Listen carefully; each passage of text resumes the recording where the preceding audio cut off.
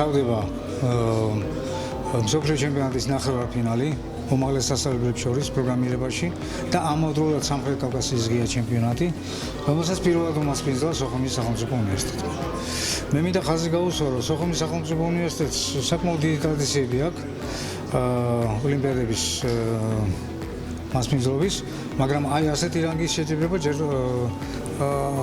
არ ჩაუტარებია და მიუხედავად ამისა ჩაატარებს ყინვალი. პირდაპირ უნდა ითქვას, არის გუნდები აზერბაიჯანიდან ჩამოსული, ორი გუნდი უკრაინიდან.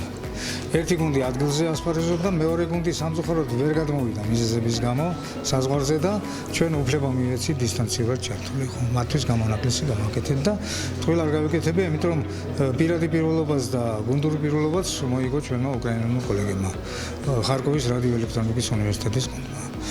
ქართველი, ასე ვთქვათ, სტუდენტებისთვის ძალიან სასიხარულო მოვლენას ჰქონდა ადგილი.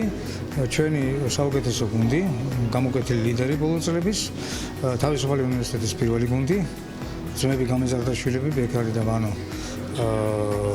ალექსანდრე ხოხიაშვილი და მწვრთნელი ზაზა გამეზარდაშვილი, ამ ბიჭების მამა, რომელიც შარშან უკვე იყო მსოფლიო ფინალში, წელს ასევე წარმატებით გამოვიდა და მოიპოვა ფინალში მონაწილეობის უფლება.